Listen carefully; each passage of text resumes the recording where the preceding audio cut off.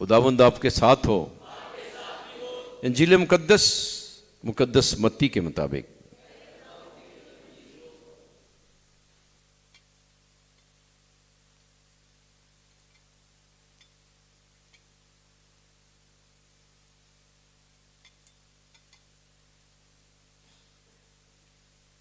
चौथा बात मत्ती की इंजील 12वीं से 23वीं। उस वक्त जब यीशु ने सुना कि यूहन्ना गिरफ्तार हुआ तो जलील को गया और नासरत को छोड़कर कफरनहूम में जा बसा, जो झील के किनारे ज़बूलून और नफ्ताली की सरजमीन में है, ताकि जो यशायाह नबी की मार्फत कहा गया था वो पूरा हो कि ज़बूलून की सरजमीन और नफ्ताली की सरजमीन, झील की राह उर्दन के पार गैर कौमों का जलील। जो लोग अंधेरे में बैठे थे उन्होंने बड़ी रोशनी देखी, और जो मौत के मुल्क और साए में बैठे थे उन पर रोशनी चमकी। उसी वक्त से यीशु ने मुनादी करना और ये कहना शुरू किया कि तौबा करो, क्योंकि आसमान की बादशाही नजदीक आ गई है। और जब यीशु जलील की झील के किनारे फिर रहा था तो उसने दो भाइयों, शमौन को जो पतरस कहलाता है और उसके भाई इंद्रियास को झील में जाल डालते देखा, क्योंकि वो माहीगीर थे। और उनसे कहा कि मेरे पीछे चले आओ और मैं तुम्हें आदमगीर बनाऊंगा। वो उसी वक्त जालों को छोड़कर उसके पीछे हो लिए। वहां से बढ़कर उसने दो भाइयों, जब्दी के बेटे याकूब और उसके भाई यूहन्ना को अपने बाप जब्दी के साथ कश्ती पर अपने जालों की मुरम्मत करते देखा और उन्हें बुलाया। वो फौरन अपने जालों और बाप को छोड़कर उसके पीछे हो लिए। और यीशु तमाम जलील में फिरता रहा और उनके इबादत खानों में तालीम देता और बादशाही की खुशखबरी की मुनादी करता और लोगों को की हर एक बीमारी और कमजोरी दूर करता रहा। इंजील मुकद्दस के वसीले से हमारे गुनाह मुआफ किए जाएं।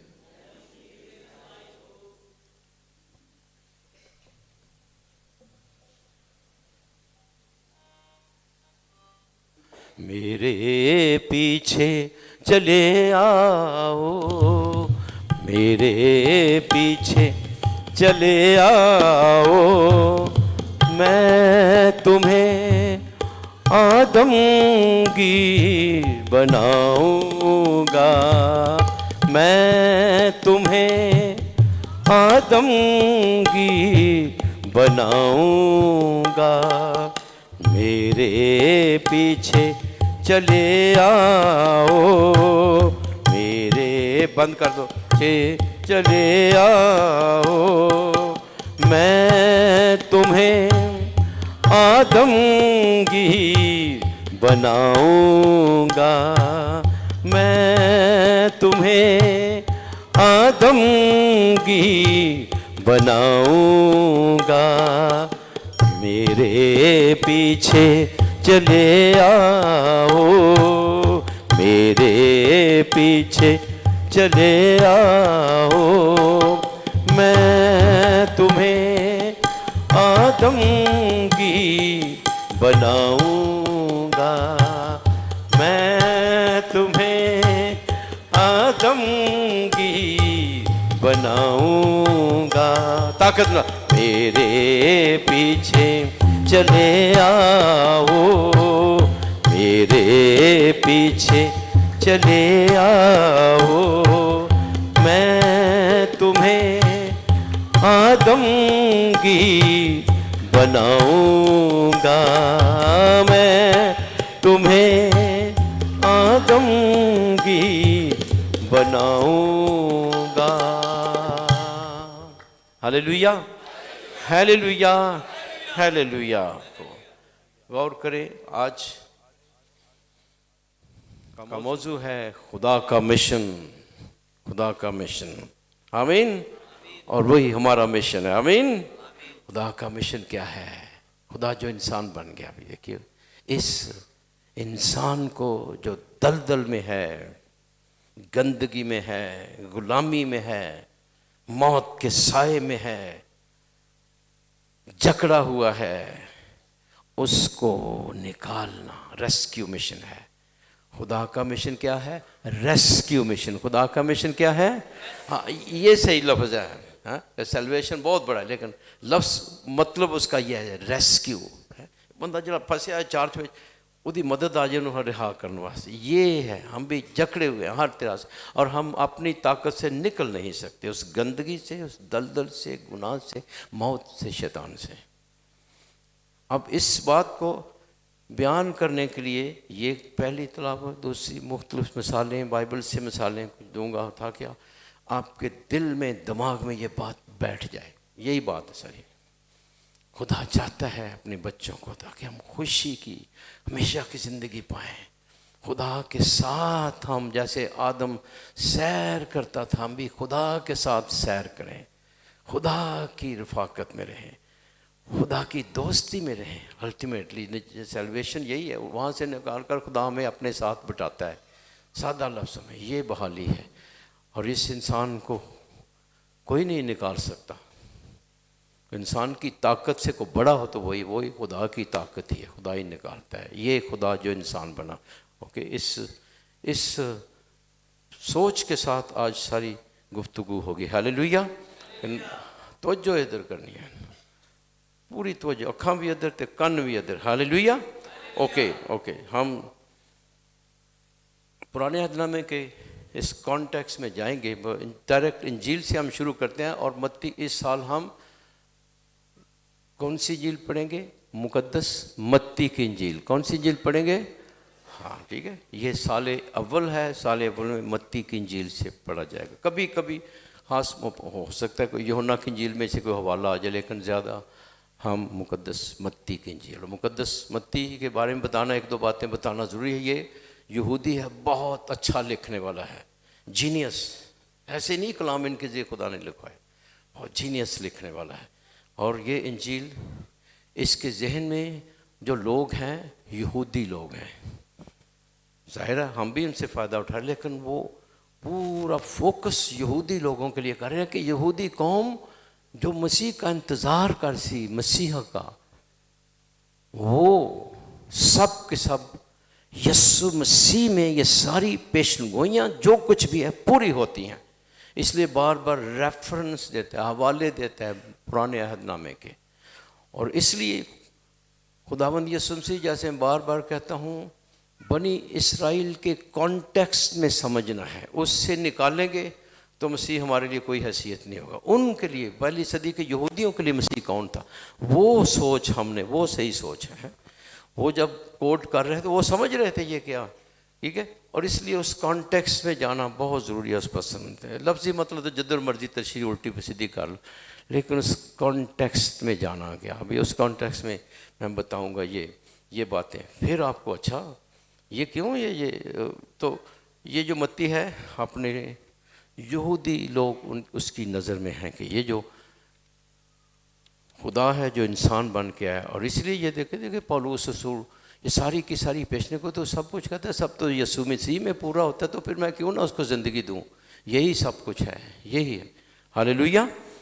अब इंजील से जो आज हमने पढ़ी है उसकी तरफ आते हैं, फॉलो करते जाएं।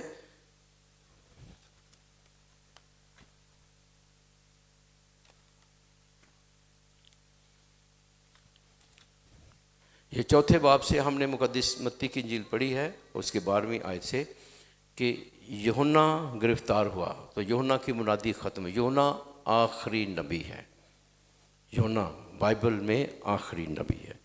उसके बाद खुदा खुद है, खुदा खुद आता है। ओके, वो गिरफ्तार हुआ, हम जानते हैं यूहन्ना की शहादत के बारे में जी। लेकिन उसके बाद यसु जलील को गया। हाँ, जलील से मिशन शुरू होता है। याद रखें, जब यीशु मुर्दों में से जी उठा तो शागिर्दों को क्या कहा था, मैं तुमसे पहले जलील को जाऊंगा। वहाँ से मिशन शुरू होता है। अब क्यों यहाँ से, क्यों जलील से शुरू होता है, यरूशलेम से क्यों नहीं शुरू हुआ? हाँ, यरूशलेम में यीशु ने आखिरी खाना खाया, मर गया, जी उठा, लेकिन मुनादी उधर से शुरू हो रही है, जलील से खुदावंद शुरू करता है।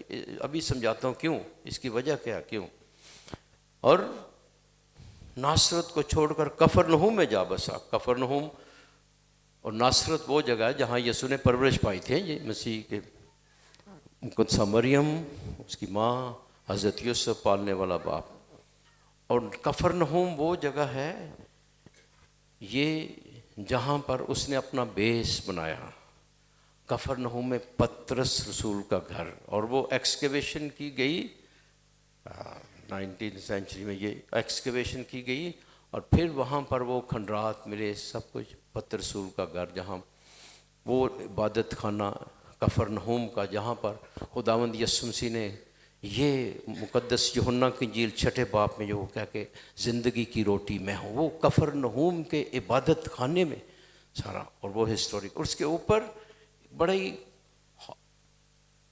8 कोनों वाला चर्च बना, उसके ऊपर बनाया है, और नीचे उन्होंने खंडरा उस किस्म के रखे ताकि ओरिजिनल उसको देख सके, पतरस रसूल का घर। और फिर जो इबादत खाना है जो वो साथ है, जलील की झील साथ, ये बेस बनाया। तो बड़ी खुदावंद मुझे वहाँ पर लेकर गया, इसलिए मैं आपको मैं खुद देखी, आँखें सुने नहीं, आँखां देख के आए हैं वो सारी चीज़ें। खुदा ने बहुत बरपर की ये सारी चीज़ें मुझे खुदावंद लेकर गया। करोड़ों दफ़ा शुक्र करता हूँ खुदा ने मुझे मौका दिया, मैं वहाँ जाऊँ, उन जगहों पर की ज़ियारत कर सकूँ, दुआ कर सकूँ। तो वो है कफरनहूम का इबादत खाना, पतरस रसूल का घर, ये सारी वहाँ से खुदावंद शुरू करता है। लेकिन ज़हन में रखें कि क्यों वे मैं बाद में समझाऊंगा, अभी सिर्फ उसको हम आज की इंजील की सेटिंग पर हम गौर कर रहे हैं। फिर आगे लिखा है कि जलील की झील के किनारे ज़बूलून और नफ्ताली। ये ज़बूलून और नफ्ताली कौन है? हाँ, ये आपको पता है बनी इसराइल के 12 कबीले थे, 2 कबीले अलग हो गए, 10 कबीले एक तरफ हो गए। उन 10 कबीलों में से 2 कबीले ज़बूलून और नफ्ताली के हैं, ठीक है, शमाल की तरफ थे ये। आपको पता था जब ज़मीनें इनको तकसीम की गई तो ये 10 कबीले शमाल की तरफ, जो 2 यहूदा के कबीले जनूब की तरफ, यरूशलेम, ये इनको ज़मीनें मिरास इन्हें तकसीम की गई थी। योशुआ की किताब में हम पढ़ते हैं, योशुआ की किताब में इनको ज़मीनें तकसीम, तो ये उसकी बात हो रही है। तो फिर क्या हुआ, जब खुदा वादा की सरजमीन में इनको ले जाता है, इन्होंने गुनाह किया, और फिर 2 जो बादशाही थी आपस में, यहूदा की बादशाही और इस्राएल की बादशाही, उसको कहा जाता है। सामरिया इनका दारुल हुकूमत था, आपस में लड़ते रहे, बाइबल में इनका जिक्र पढ़ते हैं, खूब लड़ाई करते रहे। फिर क्या हुआ कि 9वीं सदी में अशूरी आए, उन्होंने इस जो इसराइल की हुकूमत थी, जिसका दारुल हुकूमत सामरिया था, उसको तबाह कर दिया। हवाले के तौर पर दूसरा मलूक यानी 2 किंग्स, दूसरा मलूक, उसका 17वां बाब, चंद आयतें आपके सामने पढ़ूंगा ताकि आपको हिस्टोरिकल बैकग्राउंड, फिर उसकी तरफ इस पस मंज़र में फिर आपको समझ आ जाएगी वो अच्छा तो गाली फ़र्क हो रही। फिर हम लफ्ज़ी तशरीह नहीं करेंगे, आमीन, हालेलुया, ओके। दूसरा 2 किंग्स चैप्टर 17, हाँ, पहली आयत से। और शाह अशूर आहाज के 12वें बरस होशिया बिन एला के सामरा में इसराइल पर 9 बरस बादशाह की, और उसने खुदावंद के हजूर शरारत की, लेकिन इसराइल के बादशाहों की तरह नहीं जो उससे पहले थे। और अशूर के बादशाह शल्मन आसर ने उस पर चढ़ाई की और होशिया का खादम बना और उसका खराज गुजार बना। और शाह अशूर को मालूम हुआ कि होशिया ने उसके ख़िलाफ़ बगावत की, और कि मिस्र के बादशाह सोए उसके पास कासद भेजे, और शाह अशूर को खराज अदा नहीं किया जैसा कि वह हर साल करता था। और शाह अशूर ने उसे पकड़ा और बांध कर कैद खाने में भेजा, और शाह अशूर ने तमाम मुल्क पर चढ़ाई की, यानी जो जो 10 कबीले थे उन पर उसने चढ़ाई की। शाहे कौन से? अशूरी बादशाह ने। किसने? शाहे अशूर ने। और सामरिया पर गया और 3 बरस तक उसका मुहासरा रहा। और होशिया ने 9वें बरस में शाह अशूर, होशिया के 9वें बरस में शाह अशूर ने सामरा को ले लिया और इसराइल को असीर करके अशूर को ले गया और उन्हें मादियों के शहर में बसाया। और ये है बनी इसराइल का अंजाम। और फिर वहाँ उनको फ़र्क जगहों पर, फ़र्क शहरों में वहाँ के लोगों को उठाकर अपने मुल्क में, किसी को किसी शहर में, किसी को किसी शहर में, किसी को किसी शहर में, और वहाँ से फ़र्क लोगों को लाकर इस सामरिया में, इसराइल में आबाद किया। अब वो वापस नहीं जा सकते थे। इमेजिन, महसूस किए, ये बड़ी हल्की सी बात नहीं है, बहुत बड़ी बात है। वो सारे शहर को आग लगा दी उन्होंने, फसलें तबाह कर दी, बच्चों को सबको कत्लो गारत कर दिया, सबको कत्ल कर दिया, मार दिया। और जो कुछ बच के थे उनको उठाकर खाली कराते कर दूजे ले आके तबाह हो गए। वो उस वक्त के जो 10 कबीले तबाह हुए हैं। दोबारा कोई हो सकता है कदों का कोई शख्स बच गया, आपको बक या कुछ ना, लेकिन तबाह हो गए। क्यों? गुनाह की वजह से। क्यों? लेकिन खुदा ने जो वादा किया, एक तरफ उसने वादा किया था, दाऊद बादशाह के ज़माने में 12 कबीले इकट्ठे हो गए थे। दाऊद बादशाह 12 कबीलों का बादशाह था। सुलेमान बादशाह भी कुछ देर रहा, उसके बाद जुदाई शुरू हो गई। तो क्या ये सारे अशारे हैं? सारे अशारे हैं। अब ये जो कौमें आबाद हुई, गैर कौमें, वहाँ पर, यहाँ पर क्या हो गया? तारीकी आ गई, अंधेरा आ गया। इस कॉन्टेक्स्ट में, इस सोच में अब देखिए यशायाह नबी और मत्ती जो है यशायाह नबी के सिफे में से ये कर रहे हैं। और पहली तलावत भी हमने सुनी है, वही जो कौम तारीकी में चलती थी उसने बड़ा नूर देखा। सुनिए, ये यशायाह नबी के सीफे से जो हमने पढ़ी है, गौर करते हैं। फिर मत्ती में से जो हमने पढ़ा है और गौर करें जी। लिखा है, जो कौम तारीकी में चलती है वो बड़ा नूर देखेगी, जो मौत के साए के मुल्क में बसते हैं उन पर नूर चमकेगा। तूने फरहत को बढ़ाया। बाकी ये सारी, और यही बात मत्ती इंजील इसी बात से शुरू करता है कि ज़बूलून की सरजमीन, नफ्ताली, झील के राह और उर्दन के पार, गैर कौमों का जलील, जो लोग अंधेरे में बैठे थे उन्होंने बड़ी रोशनी देखी, जो मौत के मुल्क और साए में बैठे थे उन पर रोशनी चमकी। इस सोच में हिस्टोरिकल कॉन्टेक्स्ट के ये हुआ था। अब वहाँ गैर कौमें आबाद हो गई थी, तारीकी आ गई थी, गुनाह आ गया था, दलदल में फंस गए ये लोग बीच में। दूसरी तरफ खुदा ने, याद रखें, वादा किया था नातन नबी के जरिए दाऊद बादशाह को क्या कहा था कि तेरी बादशाही हमेशा तक कायम रहेगी। याद रखें, अभी इतना टाइम नहीं कि जैसे एक हवाला पढ़ सको, लेकिन उस सोच को देखें कि तेरी बादशाही हमेशा तक कायम रहेगी। फिर हैकल जब बनाई गई थी तो याद रखना, हैकल और बादशाह, हाँ जी ध्यान करो इधर, हाँ जी, हैकल और बादशाह ये जुड़े हुए हैं, जुड़े से। सुलेमान बादशाह जब बना बादशाह था, फिर हैकल बड़ा मरकजी किरदार। और हैकल लिटरली सचमुच वो समझते थे खुदा की हजूरी, खुदा यहाँ रहता है, खुदा इंसान एक होते हैं, खुदा की हजूरी थी सुलेमान बादशाह का। और हैकल उनका सब कुछ था, कुर्बानियाँ चढ़ाते थे, आते थे, ईदें मनाते थे। और हम शायद 2000 साल बाद इसके बाद उस लेवल पर नहीं समझे, लेकिन यहूदियों के लिए हैकल जो थी ना, उनकी जान थी बहुत को। सुलेमान बादशाह ने जो बनाई सब कुछ था। अब क्या हुआ, 587 कबल अज़ मसीह में, अब ये वाक़या याद जो मैंने पढ़ा है 10 कबीलों की तबाही, उसके बाद 587 कबल अज़ मसीह में बाबल का बादशाह आया नबूकदनेस्सर, उसने इस हैकल को तबाह कर दिया, आग लगा दी, यरूशलेम को आग लगा, सब कुछ तबाह हो गया और उनको गुलाम बना के अपने मुल्क में ले गया।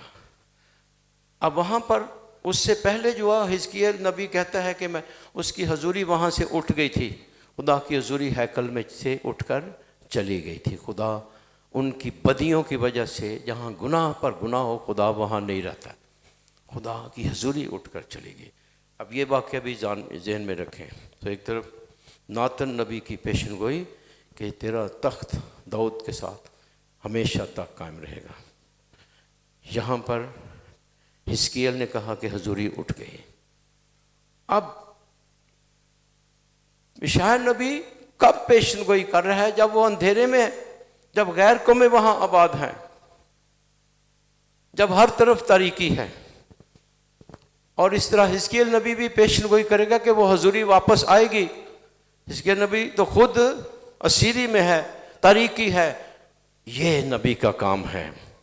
सुनो, जब हर तरफ तारीकी हो, दुख हो, आफत हो, मुसीबत हो, बीमारी हो, तकलीफें हो, नबी जो है खुदा की बात पहचानता है कि बहुत बड़ी रोशनी आएगी और उस कलाम से लोग लिफ्ट अप होते हैं।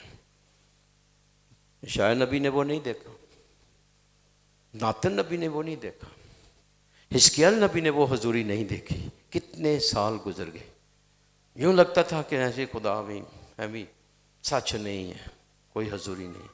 यूं लगता है कि बस बनी इसराइल ख़त्म हो गए, यहूदा की बादशाही ख़त्म हो गई, मुकम्मल ख़त्म हो गया, अकल भी बर्बाद हो गई, कोई बादशाह नहीं, कोई हुक्मरान, कोई रहनुमा नहीं, कोई काहन नहीं, कुछ भी नहीं। असीरी में सब कुछ तबाह हो गया। लेकिन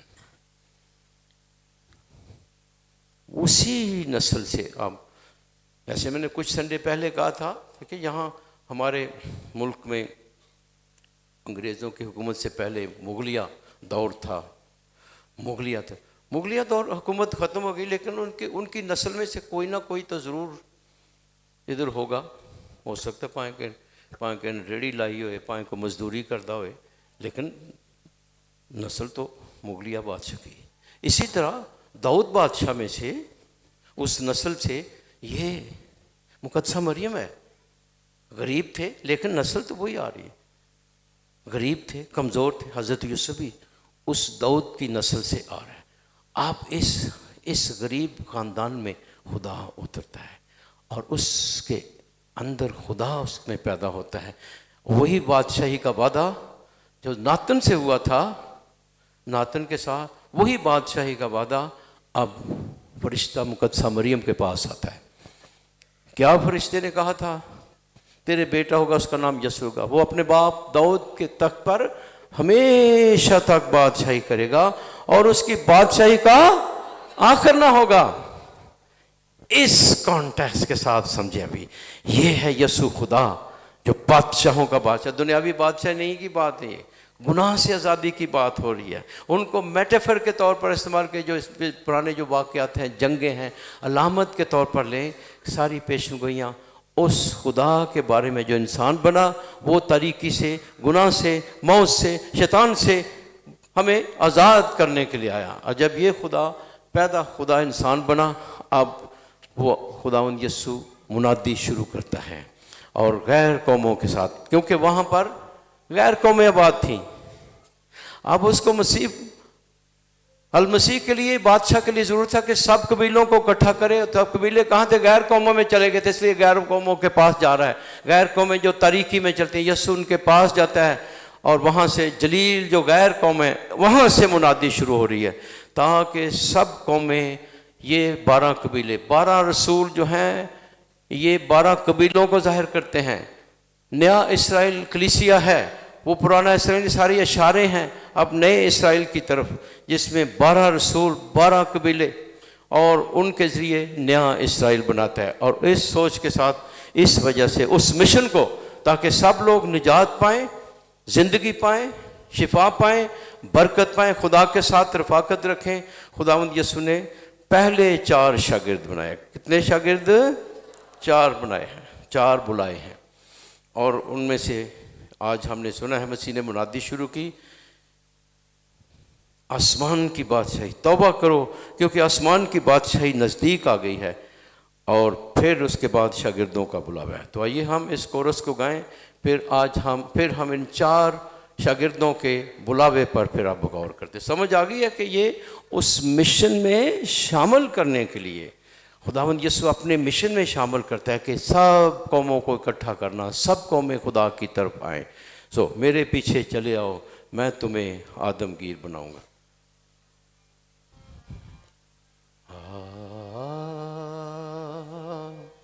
मेरे पीछे चले आओ, मेरे पीछे चले आओ, मैं तुम्हें आदमगीर बनाऊंगा, मैं तुम्हें आदमगीर बनाऊंगा। मेरे पीछे चले आओ, बोलो मेरे पीछे चले आओ, मैं तुम्हें आदमगीर बनाऊंगा, मैं तुम्हें आदमगीर बनाऊंगा। खुदा की बादशाही, हाँ ये वो बादशाही जिसमें सारी कौमें इकट्ठी होती हैं।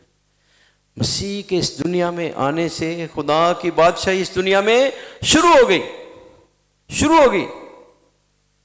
बादशाही क्या है? मसीह की मानद बन जाना, ट्रांसफॉर्म हो जाना, तब्दील हो जाना। खुदा इस दुनिया को ट्रांसफॉर्म करने आता है, तब्दील करने आता है, गुनाह से निकालकर अपने का पास बुलाता है।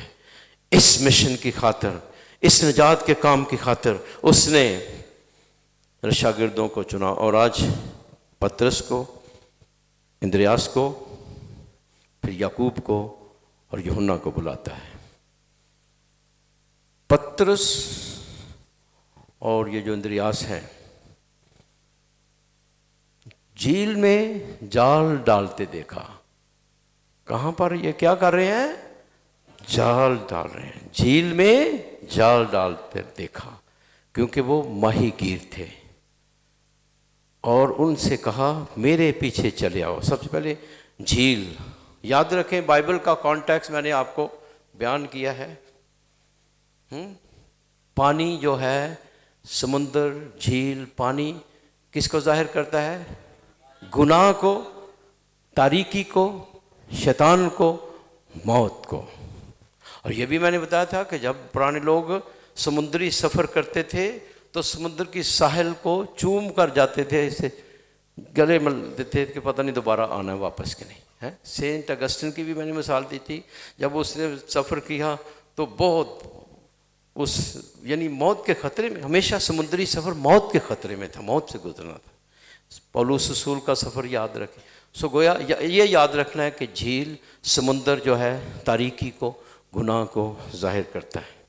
खूबसूरत बात यह है कि ये लोग माहीगीर हैं, पहले समुंदर से मछलियां पकड़ रहे हैं, आप उसी तारीकी के समुंदर से। और ये भी मैंने बताया था कि समुंदर गैर कौमों को जाहिर करता है।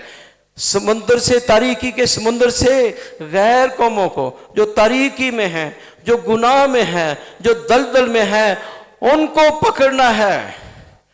टू फिश आउट पीपल, लोगों को पकड़ना है उस गंदगी से, उस अपने उस प्रोफेशन को अब उसके लिए नहीं, अब इस झील से लोगों को गंदगी से निकालना है, निजात की तरफ लाना है, खुदा की तरफ लाना है। देखिए माहीगीर हैं, मैं तुम्हें क्या बनाऊंगा? आदमगीर बनाऊंगा। क्या बनाऊंगा? तो ये कलीसिया का मतलब ही जो यूनानी लफ्ज़ एक का मतलब है आउट, एक्लेसिया, क्लेसिया का मतलब लेओन मतलब बुलाना, टू ब्रिंग आउट यानी उनको बाहर निकालना। यह खुदा हमें निकालता है। तो ये शागिर्दों को, मैं तुम्हें आदमगीर, पहले तो इस समुंदर, बदी का समुंदर है, गुनाह से, इससे निकालना इंसानों को, मैं तुम्हें आदमगीर बनाऊंगा, मेरे पीछे चले आओ। पहला नुक्ता यहाँ पर पहल खुदा करता है। आम तौर पर याद रखें, हमारे कल्चर में भी और उस ज़माने में भी उस्ताद कभी भी शागिर्द नहीं चुनता है। नहीं नहीं, उस्ताद शागिर्द नहीं चुनता है, शागिर्द उस्ताद को चुनते हैं कि मेरा, आप मेरे उस्ताद, मैं आपकी शागिर्दी करना चाहता हूँ। अच्छा कोई उस्ताद होगा, अच्छा इंग्लिश पढ़ा सकता है, आप ढूंढेंगे कौन अच्छा टीचर है जो हमें, मेरे बच्चे को इंग्लिश पढ़ाए, आप ढूंढेंगे, आप उस्ताद को चुनेंगे। कोई भी सब्जेक्ट है, म्यूज़िक है, सितार है, तबला है, हारमोनियम है, जो भी, आप देखेंगे कि जो आपके अंदर ताकत है आपकी, कि जितना अफोर्ड कर सकते हैं उसके मुताबिक अच्छे से अच्छा ट्यूटर, अच्छे से अच्छा टीचर आप ढूंढेंगे। लेकिन यहाँ पर ये नहीं है, यीशु बादशाहों का बादशाह है, उस्तादों का उस्ताद है, मालिकों का मालिक है, खुदाबंदों का खुदाबंद है, वो चुन रहा है शागिर्द। मैसेज क्या है? फजल पहला आता है, पहले फजल है। खुदा हमारे अंदर आता है, खुदा हमें दावत देता है, खुदा हमारे पास आता है। बाइबल क्या कहती है? खुदा इंसान तक नहीं पहुंच रहा, नहीं, इंसान खुदा तक नहीं पहुंचता, बल्कि खुदा इंसान तक पहुंचा। जितने भी मौजज़ात हैं इस कॉन्टेक्स्ट में आपने समझने, खुदा देखिए ज़कई के पास आता है और कहता है मैं तेरे घर में आने का मतलब उसकी ज़िंदगी में आना, उसके अंग अंग में, उसके फैसलों में, सिर्फ घर नहीं, किचन तक नहीं, मुकम्मल ज़िंदगी पर वो कब्ज़ा करता है, मुकम्मल ज़िंदगी में आना चाहता है। आमीन, हालेलुया। सो आज इस घर में निजात, तो खुदा हमारे पास आता है, क्योंकि उस खुदा तक कोई इंसान पहुंच नहीं सके। इसलिए उसने कहा कि तुमने मुझे नहीं चुना बल्कि मैंने तुम्हें चुना। तो ये नुक्ता फजल है, उसका फजल हमारे लिए पहल करता है। दूसरे मज़ाहब में दूसरे लोग, दूसरी फिलॉसफीज, लोग सर्च करते हैं खुदा तक पहुंचने की कोशिश नहीं। हम अच्छे काम इसलिए नहीं करते हैं कि खुदा अपना फजल दे, नहीं, फजल मुफ्त है। फजल का मतलब ये है कि खुदा की बख्शिश उनके लिए जो उसके मुस्तहिक ना हो। हाँ, द अदर वे राउंड, कि खुदा पहले फजल देता है, हम कोऑपरेट करते हैं उस फजल के साथ, उस फजल की वजह से अच्छे काम हम में होते हैं। पहले खुदा हम में आता है और फिर हमसे अच्छे काम कराता है, उस फजल के साथ तावन करना। आमीन। सो ओके, यहाँ पर अब मसीह ने कहा मेरे पीछे चले आओ, मैं तुम्हें आदमगीर बनाऊंगा। थक तो नहीं गए हो? उनका जवाब क्या था? नहीं यीशु जी, सानू डिस्टर्ब ना कर, हम ठीक हैं, इधर ही रोटी कमा के खा रहे हैं। उसके पीछे चलने का मतलब क्या है? हम ठीक हैं इधर, हमारी हम जिंदगी में सेटल्ड है, हम नहीं, कंफर्टेबल लाइफ है। या ये नहीं कहा उन्होंने जी कल जवाब देंगे, अगले हफ्ते जवाब देंगे, या मीटिंग करेंगे, घर में सलाह मशवरा जाके करेंगे। नहीं, कुछ भी नहीं लिखा है। वो उसी वक्त, कहिए उसी वक्त, कहिए बुगा खोलो, उसी वक्त जालों को छोड़कर उसके पीछे हो लिए। हाँ जी, जाल किसको जाहिर करते हैं? बिजनेस, जॉब, बिजनेस, जो भी आप जॉब करते हैं वो उसको, या जो कोई जॉब नहीं, कोई बिजनेस करते हैं, जो भी आप कारोबार करते हैं, काम करते हैं, जो भी काम करते हैं, जाल उसको, वो उनके रोजान, उनका रोजगार था, रोटी कमाते थे। और नस्ल दर नस्ल माहीगीर थे, माही मछलियां पकड़ने वाले। अब जाल की इस्तेमाल करते थे, जाल किसे? जाल, अब जाल छोड़ दिया तो रोटी की तो कमाओगे, रोटी की तो खाओगे। हाँ, वही जाल, फर्ज करें किसी के पास, अगर वो, मिसाल दे रहा हूँ, किसी के पास वो एक गाड़ी है, गाड़ी चलाकर वो टैक्सी जो भी है वो रोटी कमाता है, वो टैक्सी दे दी थी, ये रिक्शा ही दे दिया, रोटी कहाँ से खाएगा? महसूस करें, रोटी कमाने वाला, वो सोर्स रोटी कमाना, वो ही खुदा को तस्पुर्द कर दिया, छोड़ दिया। मुकम्मल भरोसा खुदा पर, जालों को छोड़कर। आज भी बड़े लोग पीछे आना चाहते हैं, लेकिन जाल नहीं चढ़ना, वो नहीं चढ़ना, वो तो भरोसा है। हो, अगर यीशु छड़ दे तो फिर कैसे करेंगे? नहीं, इनका ये नहीं था, जाल छोड़ दिया, अब यीशु नहीं छोड़ सकता मैं, वो हमारे साथ है।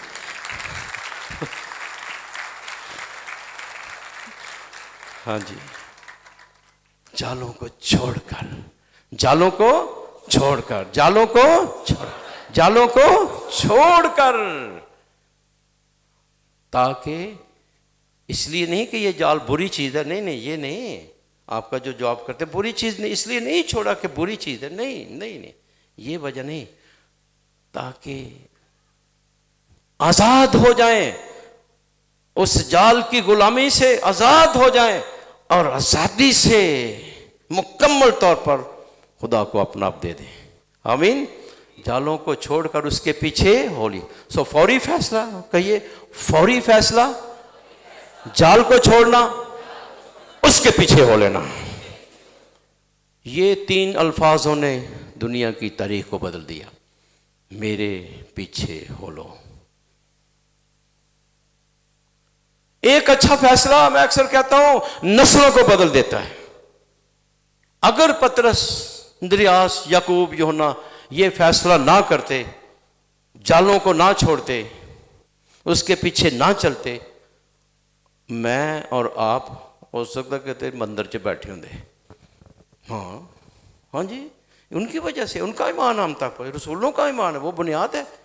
हाँ जी, ऐसे ना जी, हो सकता किसी और ढेरी दे बैठे होंगे। शुक्र करो। इसलिए सुनो, उस जमाने में बड़े बड़े ताकतवर लोग थे। कैसर बादशाह, सबसे ज्यादा ताकत उसके पास थी, सबसे ज्यादा पैसे उसके पास थे, सबसे ज्यादा ऐशो इशरत वो करता था, सबसे ज्यादा मशहूरी उसकी।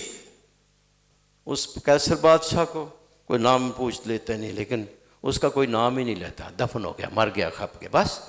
लेकिन ये पतरस 2000 साल भी आज, और पूरी दुनिया में आज जो अंजील पढ़ी जा रही है, 2000 साल से इस पतरस का नाम लिया जा रहा है, इस यूहन्ना का, इस इंद्रियास का, याकूब का, पौलुस रसूल का।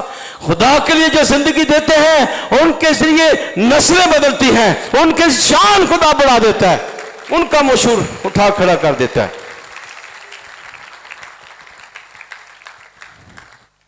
इन्होंने आर्जी चीजों के पीछे नहीं गए, खुदा को पकड़ लिया, बादशाह को पकड़ लिया।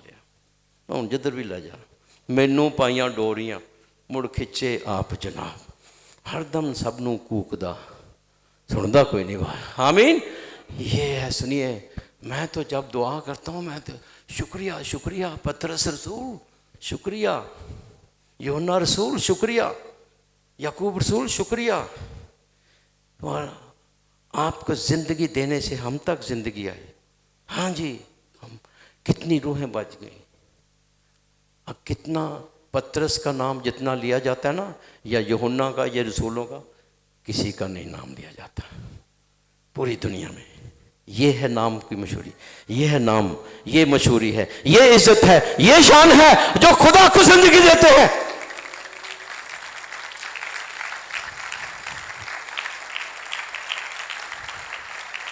उनकी शान खुदा बना देता है, वो गुमनाम नहीं फिर होते हैं। ये हमारे लिए बड़ी, बहुत बड़ी हस्तियां, पतरस रसूल, याकूब रसूल, ये सरदार कलीसिया। देखिए, सिर्फ एक अच्छे फैसले से दुनिया की तकदीर बदलती, नस्लें बदलती। एक अच्छे फैसले। खुदा, यस्सु खुदा है, वो खुद भी कर सकता था। अक्सर ऐसे कहने जरा काम आप ही ना कर, आप ही खुदा ही करेगा। उन्होंने ये नहीं कहा जी यस्सु जी खुद ही करो, नहीं मैं नहीं, ये लेजीनेस है। खुदा हमें अपने काम में शामिल करता है। जो हमने काम करना है हमसे लेना है। हाँ जी, जो पतरस के लिए रखा था पतरस ने करना है, और आपकी जगह कोई नहीं ले सकता, वो जगह खाली है। दुनिया में क्यों रोशनी नहीं है? कि हम अपनी जिम्मेदारी नहीं पूरी करते। खुदा ही करेगा, नहीं, आपकी जगह खाली है। खुदा ने आपको यूनिक बनाया है, आप जैसा कोई भी नहीं है। जो टैलेंट, जो जिंदगी, जो खुदा ने मकसद आपको दिया, किसी और को नहीं।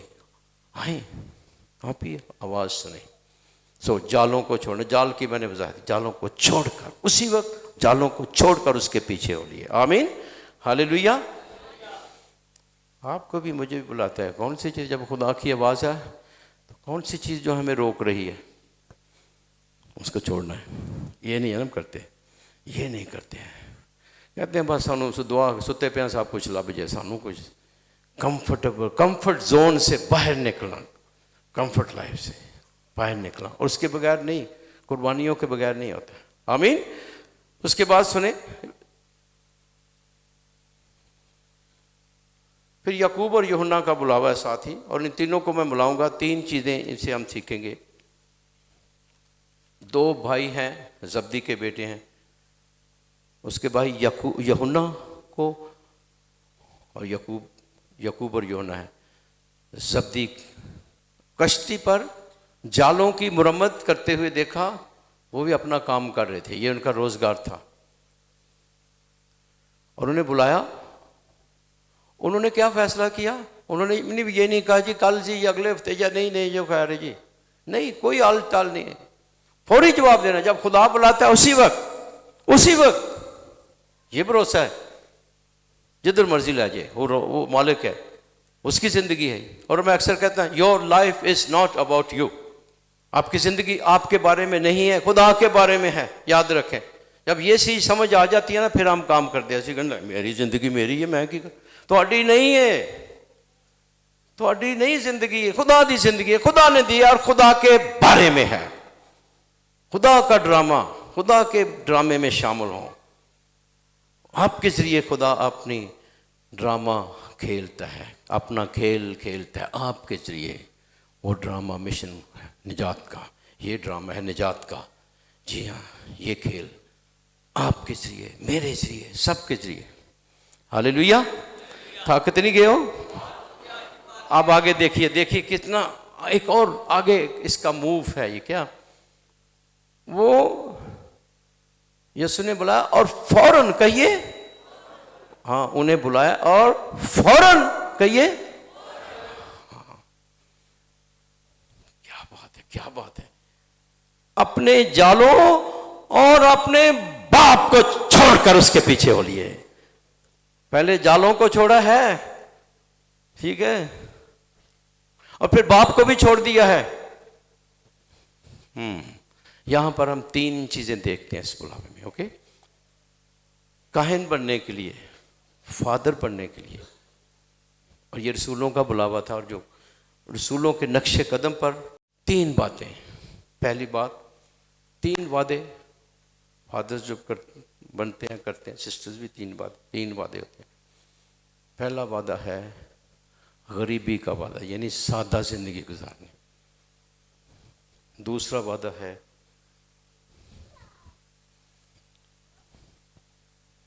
कश्ती किसको जाहिर करती है? सेल्फ ऑटोनॉमी, मेरी आज़ादी, कश्ती हो जिधर मर्जी में। दूसरा वादा है ताबेदारी का। क्या वादा है?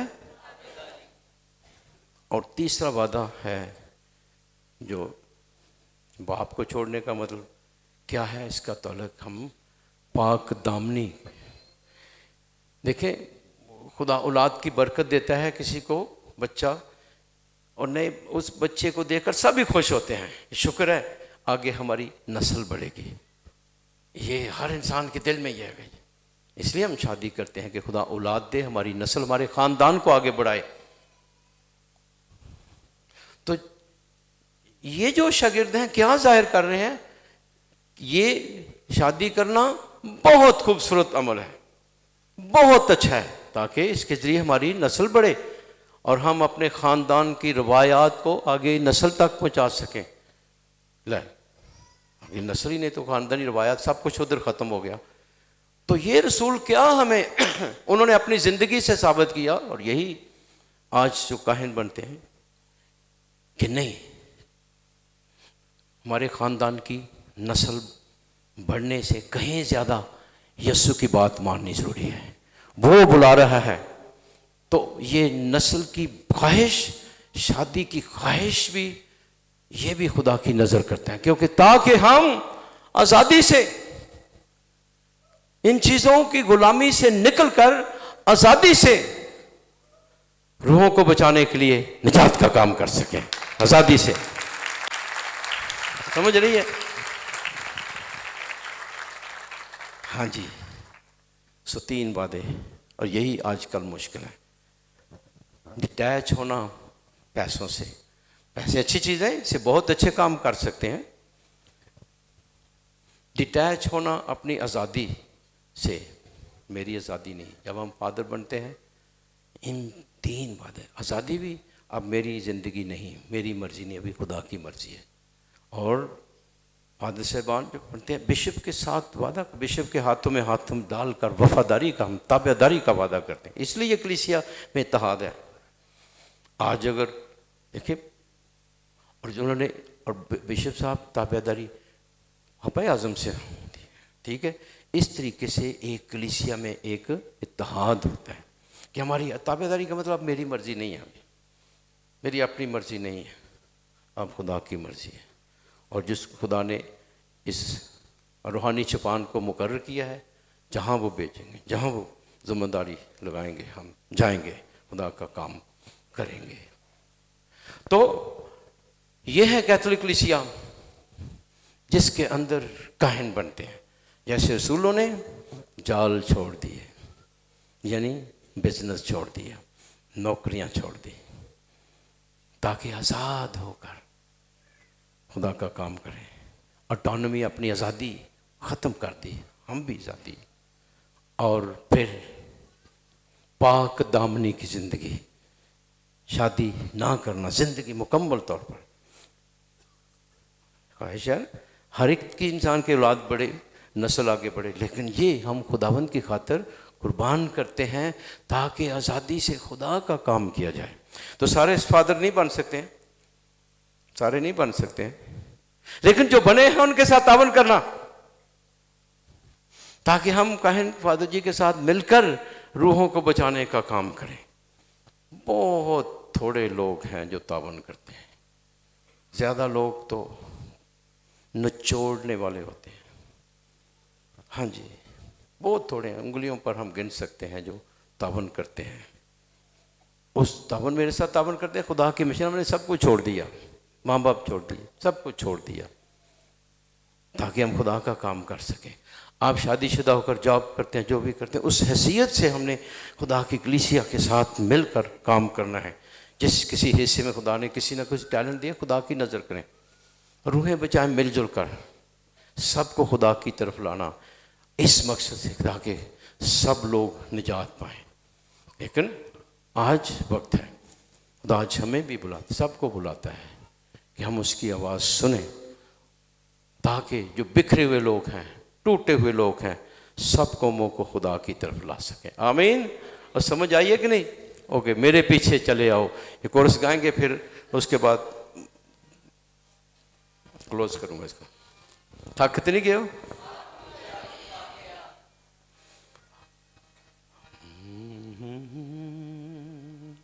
मेरे पीछे चले आओ, मेरे पीछे चले आओ, मैं तुम्हें आदमगीर बनाऊंगा।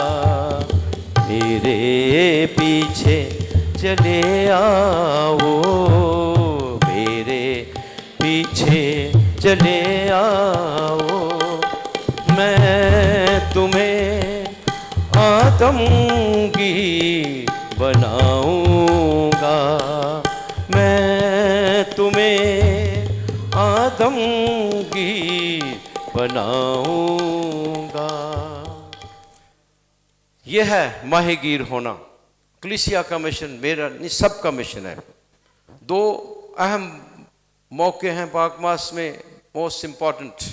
पहला यह है तबद्दुल का वक्त, जब रोटी मसीह के बदन में तब्दील हो जाती है, और दूसरा जब फादर जी बरकत देकर कहते हैं इबादत हो चुकी, सलामती से जाओ।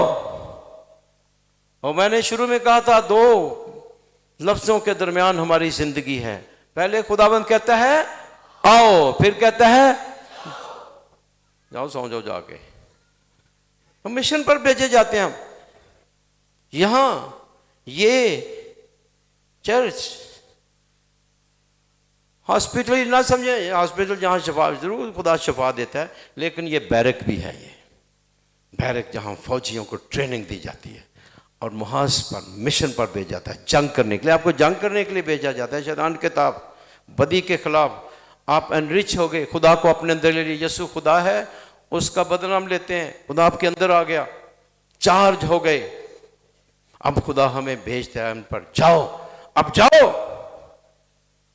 तारीकी को दूर करो, बदी के खिलाफ उस मसीह के मिशन को जारी रखो। क्योंकि हम सब शाही कहानों का फिरका है। एक तो कहानत यह है साक्रामेंट जो हम देते हैं, ये कहानत है। दूसरी आम सब मोमिनीन की कहानत है।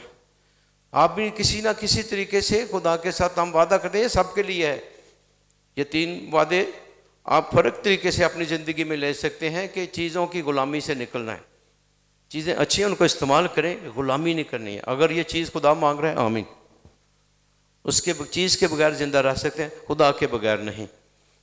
फिर ताबेदारी, बड़ों की ताबेदारी करना, माँ बाप की ताबेदारी करना आपके भी हैं।